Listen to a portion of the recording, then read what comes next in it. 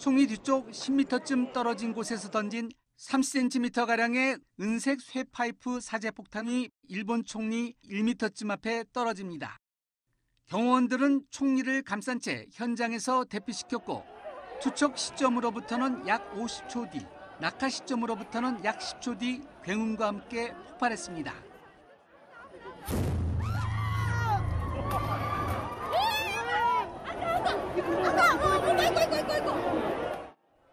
(10초간의) 지연 폭발은 다행히도 총리는 물론 총리 연설을 듣기에 현장에 온 200여 명을 온전하게 구한 셈입니다. 문제의 은색통을 목격한 빨간 상의를 입은 어부 등은 용의자에 달려들어 팔로 목을 강하게 거는 헤드록으로 제압했고 경호원들이 가세했습니다. 경호원보다 먼저 위험을 무릅쓰고 용의자에게 달려든 어부의 용기 있는 행동을 칭찬하는 글이 온라인에 이어지는 가운데 총리는 어부에게 전화를 걸어 감사 인사를 전했습니다. 그리고 유세도 계속하며 국민에게 걱정을 끼쳐 죄송하다고 말했습니다. この多くの皆さん方にご心配をおかけした、ご迷惑をおかけした、このことについてはお詫びを申し上げながら 경찰은 현장에서 은색통을 2개 수거한 뒤 체포된 용의자 24살 기무라 유지의 거주지인 효고현 이웃가구를 대피시키고 현장과 거주지를 밤샘 조사했습니다. 용의자 지인들은 기무라가 얌전하고 인사 잘하는 아이였다고 전했고 용의자를 제압한 어부는 평범한 느낌의 젊은 청년이었다고 말했습니다. 일본 언론은 이번 사건은 지난해 7월 발생한 아베 전 총리 피격 사망 때와 유사점이 많다며 모방범죄 가능성도 조심스럽게 거론하고 있습니다. 두 사건 모두 오전 11시 30분경 지역 선거 유세 지원 중에 발생한 데다 사용된 테러 무기 역시 인터넷에서 정보를 얻어 만든 사제 권총의 사제 폭발물로 추정되기 때문입니다. YTN 김상호입니다. 유세 도중 총중 속 누군가 기시다 총리를 향해 폭발물을 던집니다. 용의자와 총리 사이 거리는 불과 10m였습니다. 폭발이 50초 뒤 일어나 총리는 몸을 피할 수 있었습니다. 지난해 7월 역시 유세 중이던 아베 전 총리에게 누군가 총을 쐈습니다. 아베 전 총리와 용의자 사이 거리는 5m였습니다. 유권자와 직접 접촉할 수밖에 없는 유세 현장의 맞춤 경호에 실패한 것입니다. 이번에도 청중들의 소지품 검사는 이루어지지 않았습니다. 폭발물을 던진 기무라 유지의 배낭에서 칼까지 나왔지만 미리 알지 못했습니다. 상황에 따라 다른 공격도 계획했을 가능성이 있습니다. だから警備の人らなおかしいなと思ってちょっとリュックの中確認させてくださいとかあっても遅れたらやで. 유명 정치인의 일정이 사전에 알려진 점도 문제로 꼽힙니다. 기시다 총리의 유세 일정은 자민당 홈페이지와 후보자 SNS로 공개됐습니다. 아베 전 총리를 저격했던 야마가미 역시 자민당 홈페이지에서 유세 정보를 파악했습니다. 곧 있을 선거와 한 달 앞으로 다가온 G7 정상회의를 앞둔 일본 정부로선 경호체계 점검이 급선무로 떠올랐습니다. サミットをはじめ世界各国から要人が集まるこうした日程においては日本全体として最大限警備安全に 수사는 속도를 내고 있습니다. 경찰은 용의자 자택과 소지품 조사와 함께 범행을 저지른 동기가 무엇인지 알아내는데 수사에 초점을 맞추고 있습니다. YTN 유재복입니다.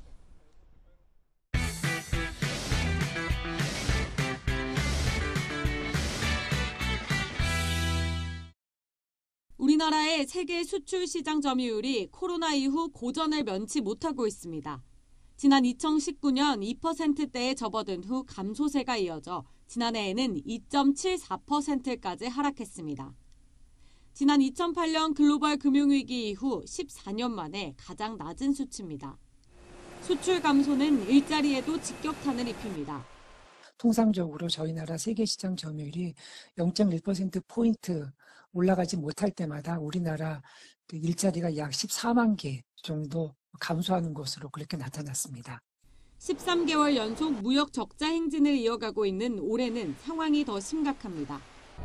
지난달까지 누적 무역 적자는 224억 달러로 불과 석 달치 적자가 지난해 전체 규모의 47%에 이르렀습니다. 올해 수출이 이렇게 부진한 건 세계적인 경기 침체 분위기에 최대 교역국이었던 대중 수출이 줄어들고 에너지 수입 가격이 급등했기 때문입니다. 특히 중국의 반도체 수요가 줄고 중간재 수출 자립도가 늘면서 최대 적자국으로 돌아선 영향이 큽니다. 한국무역협회는 지금과 같은 수출 부진이 연말까지 이어질 경우 수출액이 8에서 9% 감소할 것으로 분석했습니다. 이 경우 적자폭은 410억 달러까지 늘어날 가능성이 큽니다. 전문가들은 올해 하반기 반도체 가격 회복 등 대외 여건이 개선되면 수출 동력이 회복될 수 있다며 중장기적으로 중국에 대한 의존도를 줄이고 수출 품목 다변화가 필요하다고 조언했습니다. YTN 윤혜리입니다.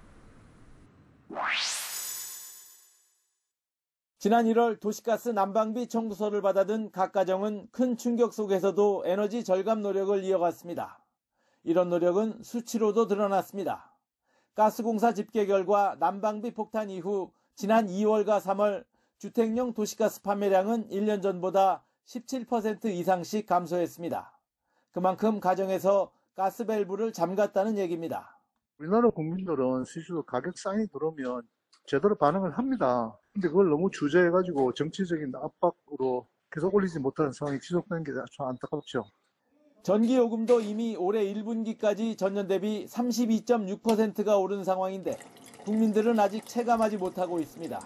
에어컨이 본격 가동되는 6월 이후에 이른바 냉방비 폭탄이 현실화할 가능성이 큽니다.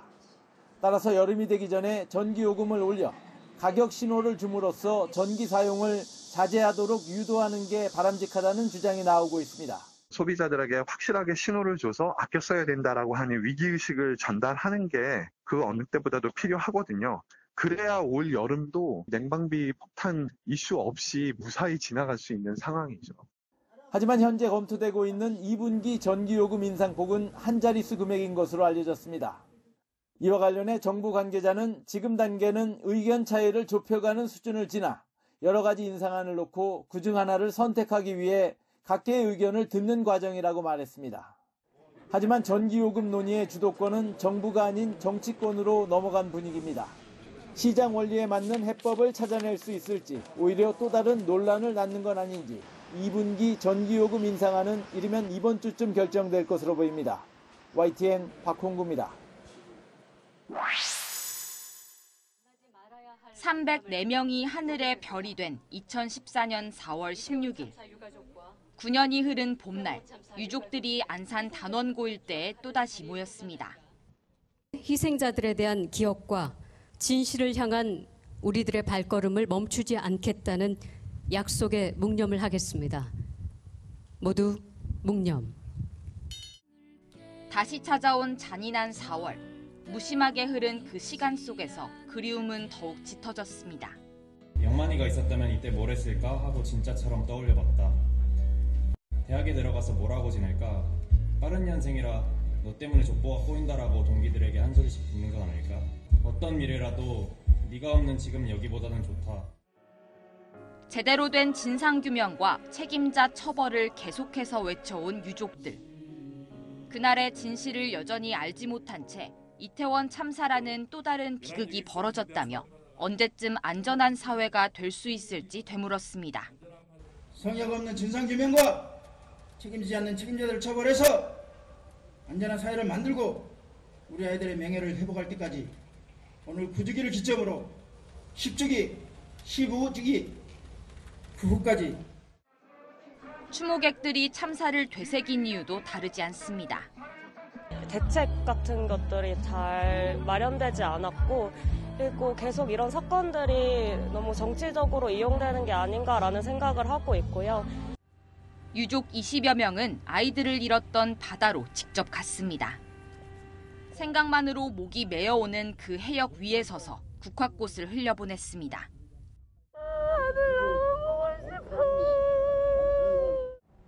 고통스러운 이곳을 찾은 이유는 단 하나.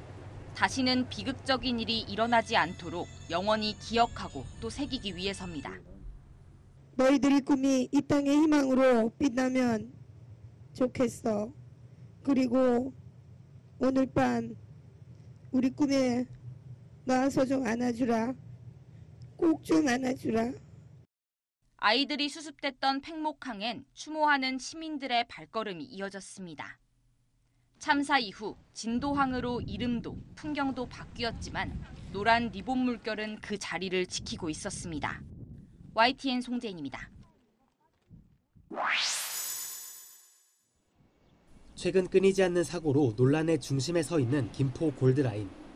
서울과 김포를 잇는 이 노선은 열차가 두량으로 작지만 예상보다 훨씬 많은 이용객이 몰리면서 사고가 잇따르고 있습니다. YTN 취재진이 실제 자료를 확인해 보니 골드라인에서 올해만 벌써 20건 가까운 사고가 일어난 것으로 드러났습니다. 지난 11일까지 김포 골드라인에서는 모두 18건의 사고가 발생했는데 날짜로 따지면 5.6일에 한 번꼴이었습니다. 지난 11일에는 3명이 잇따라 과호흡과 호흡 곤란을 호소하며 쓰러지기도 했습니다.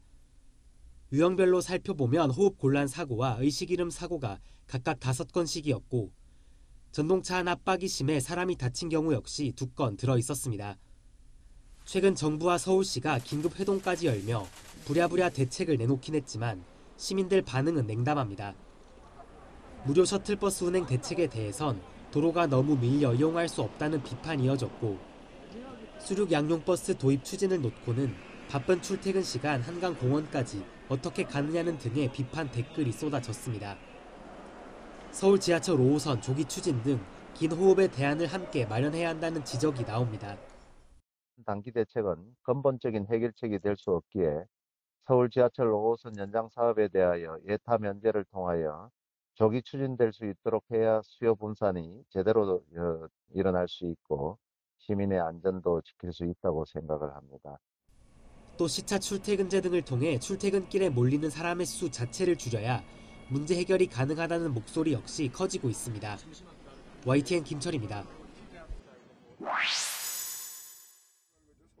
택시를 타자마자 미터기에 기본요금 4,800원이 뜹니다. 물가가 전체적으로 오르면서 택시 이용을 이전보다 꺼리는 분위기가 확연합니다. 원래는 4,000원 중반대 정도 나왔는데 올해 2월쯤 이제 인상이 되다 보니까 한 5,000원 중반쯤으로 이제 많이 오른 것 같아요. 많이 타다 보니까 지속적으로 쌓이다 보면 되게 좀 부담이 되는 것 같아요. 야간 할증은 밤 10시로 2시간 앞당겨진 데다 할증률도 최대 40%까지 올랐습니다. 이러다 보니 버스와 지하철 막차 시간 전에 약속 자리를 마무리하는 택시 통금이란 말까지 생길 정도입니다. 친구들 만나거나 할 때 택시도 잘 이용하고 했는데 체감상 거의 가격이 요금이 2배 정도 차이 나는 느낌이더라고요. 요즘은 대중교통 많이 이용하고 친구들이랑 놀다가도 일찍 집에 들어가요. 실제 버스와 지하철 이용객은 눈에 띄게 증가했습니다. 지난해 11월 셋째 주 13,000여 명 수준이던 심야버스 하루 탑승객은 석 달 뒤 16,000여 명으로 20% 넘게 늘었고 밤 10시 이후 서울 지하철 하루 이용객 수도 지난해 11월엔 47만여 명이었는데 지난 2월엔 3만 명 넘게 늘었습니다. 택시기사들의 반응은 어떨까? 먼저 개인 택시기사들의 경우 전보다 수입이 늘어 반기는 목소리도 있었지만 수입을 많이 느껴져요. 왜냐하면요 밤늦게 10시서부터 20%가 돼 있기 때문에 한 30% 내지 40%는 조금 증가된 걸로 알고 있습니다. 전체적으로 손님이 줄어 크게 달라진 게 없다는 의견이 많았습니다. 손님이 계속 많이 전같이 타시면은 수입이 괜찮은데 손님이 줄었어요. 그래 빈차 끌고 다니는 사람들이 그렇게 많아요. 요금 올리기 전에도 야간에는 손님이 좀 있었어요. 법인 택시 기사들은 대부분 분위기가 좋지 않습니다. 매일 20만 원 가까운 산악금을 내야 하기 때문에 손님이 줄면 그만큼 손해를 볼 수 있습니다. 전부 풀어가지고 서로 뭐 경쟁식으로 그냥 너도나도 그냥 차들이 그냥 많이 쏟아져가지고 요금은 올랐지만 아주 힘든 면이 많아요. 코로나가 풀리기 시작했을 때 불거진 택시 대란은 해결됐지만 손님과 기사 모두 불만이 늘어난 겁니다. 택시 요금이 무서워가지고 이렇게 일찍 귀가해야 되는 뭐 이런 것도 있고 택시 기사님들도 결과적으로 우리가 뭐 이득이 별로 없다라고 또 불만이 있으신 거고 그래서 어찌 됐든 한 번 올린 대중교통 요금을 다시 내리는 건 사실상 불가능합니다. 이제 2달 지났지만 시간이 더 지날수록 불만이 커질 가능성이 큽니다. 지난해 4월 사회적 거리 두기가 해제되고 한동안 뜸해졌던 모임이 많아지면서 늦은 시간 택시를 타려는 사람도 늘었습니다. 그러나 코로나19 여파로 수입이 줄며 택시기사들은 이미 배달이나 택배 쪽으로 옮겨간 뒤라 공급이 수요를 따라가지 못해 매일 밤 택시 잡기 대란이 벌어졌습니다. 서울시는 떠난 택시기사들을 돌아오게 할 방법은 수입을 보장하는 데 있다고 보고 지난 2월 요금 인상을 단행했습니다. 어떻게 하면 좀 공급을 늘려서 시민들이 이 택시를 선택할 수 있는 기회라도 드릴까 생각해서 기본 요금은 아까 앞에서 말씀드렸듯이 물가 상승률과 그다음에 LPG가 상승률을 감안해서 정책은 효과를 거뒀을까? 개인 택시의 경우 지난해 부재해제에 힘입어 심야 시간에 3천여 대가 증가하긴 했습니다. 그러나 법인 택시의 숫자는 요금 인상 뒤에도 큰 변화가 없었습니다. 법인 택시 기사들은 매달 회사에서 일정한 급여를 받기 때문에 요금이 오른다고 손에 쥐는 돈도 늘지는 않아서 다시 운전대를 잡을 이유가 되기엔 부족한 겁니다. 요금 인상이 택시 매출 증가로 뚜렷이 이어진 것도 아닙니다. 지난 2월 한 달 동안 서울 법인 택시의 하루 매출은 평균 20만 6천 원으로 요금이 오르기 직전 2달 평균보다 1% 증가하는 데 그쳤습니다. 또 택시비가 부담스러워진 승객들은 더 저렴한 버스와 지하철을 탈 수밖에 없어서 전체 운행 시간 중에 승객이 탑승한 시간의 비율을 나타내는 실차율이 법인 택시에서 10%포인트 가까이 떨어졌고 영업 건수는 하루 24건에서 19건으로 줄었습니다. 결국 서울시는 택시 요금 인상으로 공급엔 큰 영향을 주지 못하고 대신 수요를 쪼그라뜨려서 택시 대란을 해소한 셈입니다. 전문가들은 단번에 지나치게 큰 폭으로 요금을 올린 게 문제라며 무엇보다 최대 40%에 달하는 심야 할증률은 조정할 필요가 있다고 지적합니다. 할증을 그러니까 11시부터 40%는 아까 너무 급격한 상승에 대한 좀 염려가 있었는데 사람들이 활동량이 있어야 저녁에도 그래야지 수요가 있는 건데 저녁에 활동 자체가 줄어들어 버린 결과를 가져왔기 때문에 서울시 관계자는 오름폭은 운송 원가를 고려한 합리적 결정이었다면서 탑승 수요는 일시적으로 줄었다가 반년 뒤쯤엔 다시 회복될 거라고 예상했습니다. 다만 실질적으로 기사들의 처우가 크게 개선되지는 못했다며 국토교통부와 추가 지원책을 논의하겠다고 덧붙였습니다. YTN 김태원입니다. 하수구 주변을 기웃거리는 남성. 쪼그려 앉더니 하수구 안으로 무언가를 떨어뜨립니다. 남성이 버린 건 식당에서 처음 본 여성에게 술 깨는 약이라며 건넸다 돌려받은 알약 반쪽. 여성은 곧바로 신고했고 경찰이 하수구에서 찾아낸 알약에선 필로폰과 대마, 엑스터시 성분이 검출됐습니다. 여성으로선 자신도 모르게 마약을 삼킬 뻔한 위기를 모면한 겁니다. 다른 사람에게 몰래 마약을 먹이는 범죄는 지난 2019년 버닝썬 사태에서도 등장했습니다. 주로 술 같은 음료에 마약을 넣는다고 해서 퐁당 마약이라고 부르는데 최근 서울 강남학원가에서 불특정 미성년자를 상대로 필로폰을 탄 음료를 나눠주는 일까지 발생하며 경각심이 높아졌습니다. 그러나 처벌할 법적 근거는 마땅치 않습니다. 현행 마약류관리법엔 타인에게 마약을 투약한 행위를 벌하는 규정이 따로 없기 때문입니다. 특히 이번 마약음료 시음 행사에서는 강요나 협박이 벌어지지 않았고 마신 뒤 몸에 이상을 호소하는 피해자도 없어서 상해죄를 적용하기도 쉽지 않습니다. 더구나 음료 배포책이 마약인 걸 모르고 줬다고 진술하는 만큼 마약 소지와 유통에 고의성이 있었다고 볼 수 없어서 책임을 묻는 게 더 어려워집니다. 지난 2월 국회에서 퐁당 마약을 가중처벌하도록 하는 법률 개정안이 발의된 가운데 입법조사처 역시 비슷한 의견을 냈습니다. 자기 의사에 반해 어느 정도의 양인지도 모른 채 투약해 신체적, 정신적 피해가 더 커질 수 있어서 단순 마약사범보다 강하게 처벌해야 한다는 겁니다. 또 마약을 먹이는 데서 끝나지 않고 성폭행이나 금전갈취 등 2차 범죄로 이어지는 경우가 많은 것도 퐁당 마약 가중처벌을 주장하는 이유로 꼽힙니다. YTN 박정현입니다.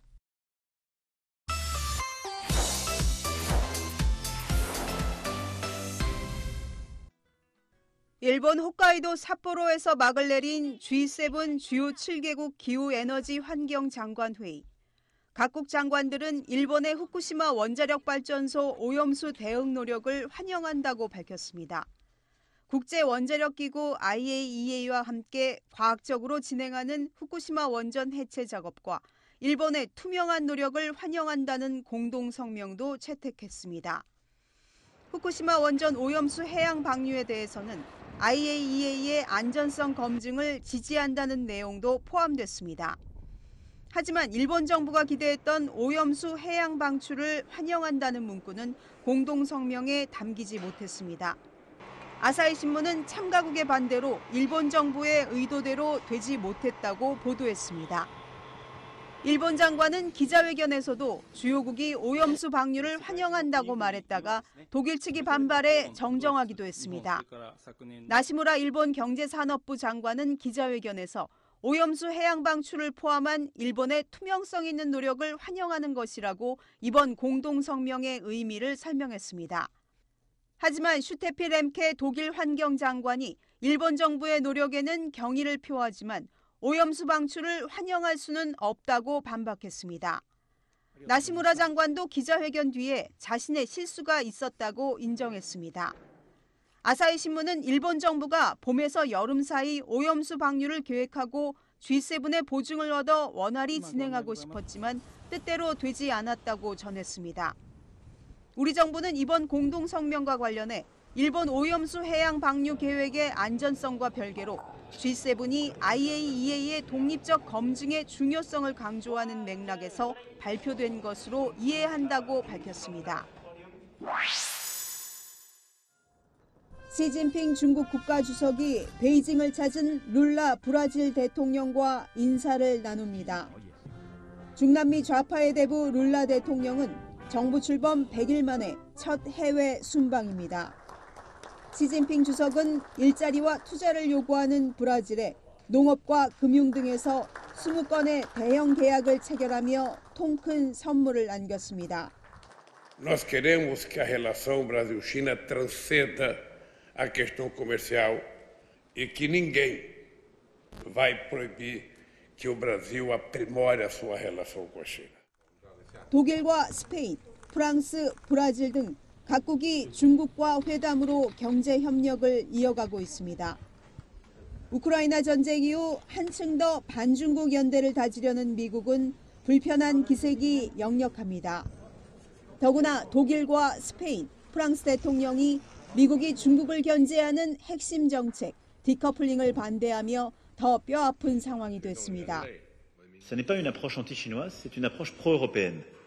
Et je pense que nous, Européens, on veut faire du commerce avec vous en respectant le fait que le président de la Chine a d'abord des déterminants pro-chinois. 미국은 중국을 반도체 등 첨단 산업 공급 사슬에서 배제하려는 디커플링을 중국 경제 성장을 억제할 주요 수단으로 사용하기 때문입니다. 마크롱 대통령은 중국을 방문한 뒤 유럽이 타이완 문제에 개입해 얻을 이익이 없다는 발언을 해 파문을 일으키기도 했습니다.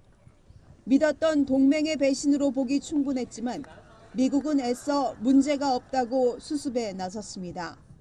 We're very comfortable and confident in the strong alliance and the strong friendship that exists between our two countries and the fact that we have been working together on the continent, and elsewhere around the world with France. 미국과 전통적인 우방이지만 14억 인구의 중국 시장을 포기할 수 없는 유럽 국가들. 그 속에는 미국 주도의 인플레이션 감축법에 대한 반감 등 복잡한 속내도 숨어 있습니다. YTN 김선입니다. 룰라 브라질 대통령은 지난 14일 베이징에서 시진핑 중국 국가주석과 정상회담을 가진 후 어제 기자들에게 우크라이나 전쟁에 대한 입장을 피력했습니다. 룰라 대통령은 미국은 전쟁을 부추기는 것을 멈추고 평화에 대해 이야기할 필요가 있다. 유럽연합 EU는 평화에 대해 이야기할 필요가 있다고 말했습니다. É preciso que os Estados Unidos pare de incentivar a guerra e comece a falar em paz. É preciso que a União Europeia comece a falar em paz, para a gente poder convencer o Putin e o Zelensky de que a paz interessa a todo mundo e a guerra só está interessando por enquanto aos dois. 룰라 대통령은 푸틴 젤렌스키와 함께 대화하기 위해 인내심을 갖는 것이 중요하지만 무엇보다 필요한 건 무기를 공급하고 전쟁을 부추기는 나라들을 설득해 이를 중단시키는 것이라고 말했습니다. 룰라 대통령은 시진핑 주석과 우크라이나 문제를 긴 시간 논의했다고 밝혔습니다. 중국 방문에 앞서 룰라 대통령은 우크라이나 전쟁 해결을 위해 불편부당한 중재국 클럽을 만들자고 제안하고 시진핑 주석과 협의할 뜻을 밝혔습니다. 하지만 룰라 대통령은 정상회담 후 이러한 구상에 대한 진전이 있었느냐는 질문에 상세히 답하지 않았습니다. 중남미 최대 국가인 브라질은 올해 1월 정권 교체 이후에도 서방의 우크라이나에 대한 무기 지원 요구를 거부하고 있습니다. 블라디미르 푸틴 러시아 대통령과 우호적인 관계였던 전임 자이르 보소나루 대통령은 지난해 우크라이나에 대한 무기 지원 요구를 거부했습니다. 전임 대통령 정책을 뒤집고 있는 룰라 대통령도 참전하고 싶지 않다며 그대로 따라가고 있습니다. YTN 김원배입니다.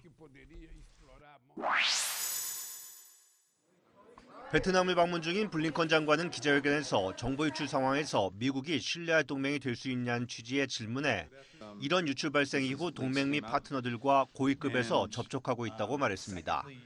그러면서 우린 정보보호와 안보 파트너십에 대한 우리의 약속을 분명히 했다고 답했습니다.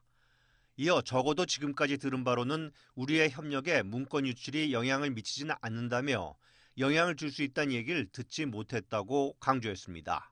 What I've heard so far, at least, is an appreciation for the steps that we're taking, and it's not affected our cooperation.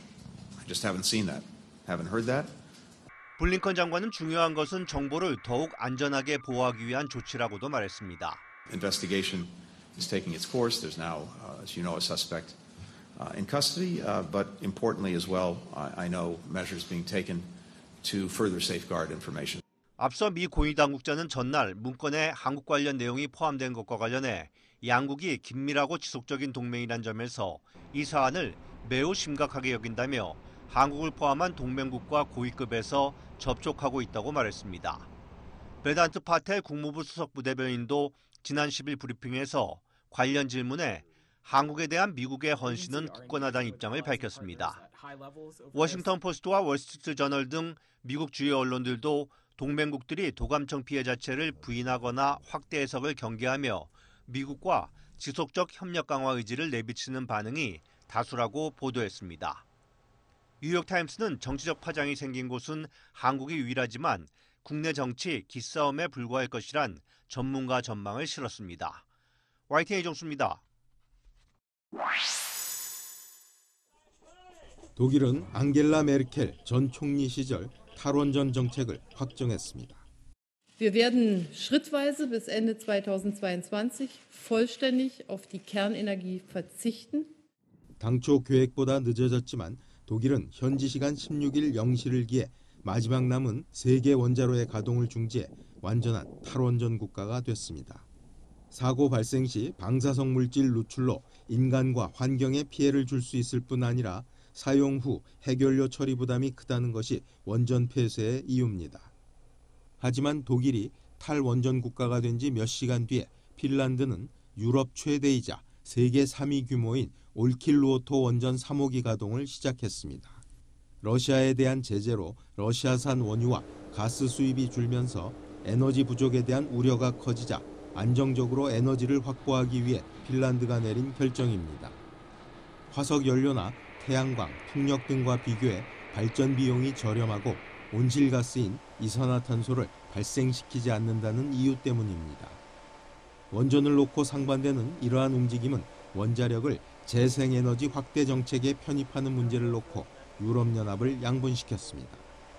프랑스를 필두로 하는 친원전 국가와 독일로 대표되는 탈원전 국가의 기싸움 속에서 결국 유럽연합은 운송산업 분야에서는 원자력 기반 수소 생산 확대도 화석연료 감축 활동으로 일부 인정하는 타협안을 내놨습니다.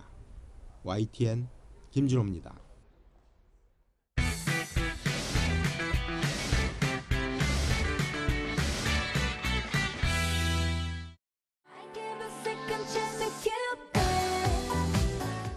데뷔 넉 달 만에 K-팝 사상 최단 기록 빌보드 진입이라는 기록을 쓴 걸그룹 피프티입니다. 싱글 큐피트가 팝음악 양대 산맥인 미국 빌보드와 영국 오피셜 차트 진입에 성공하며 해외 K-팝 팬들의 눈도장을 찍었습니다. 특히 하이브나 SM 같은 대형 기획사가 아닌 신생 기획사 출신이라는 점에서 중소돌의 기적이라는 소식어까지 붙었습니다. 쇼폰 플랫폼을 활용한 전략도 흥행에 한몫했다는 분석인데 멤버들은 결국 좋은 음악 덕분이라고 답했습니다. 물론 그 덕분에 저희가 더 많이 알려지고 더욱더 많은 분들께 집중을 받는다고도 생각을 하고요. 사실 가장 본질적인 것은 음악이라고 생각을 해요. 이들의 곡은 퍼포먼스 위주의 강렬한 음악이 아니라 듣기 편안한 팝이라는 점에서도 기존 아이돌과는 차별화됩니다. 저희 음악이 좋다는 말씀을 많이 해주셨거든요. 그래서 그 부분에 대해서 너무너무 감사했고 정말 우리가 음악성이 좋은 그룹이구나를 새삼 느끼게 됐던 것 같습니다.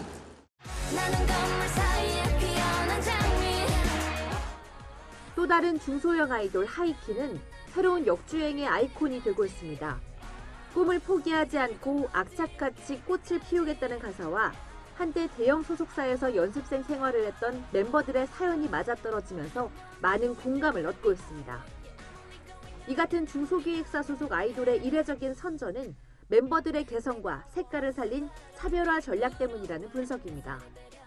미묘한 심리적인 요인들, 또 감수성적인 측면들이 결합돼서 히트를 하거든요.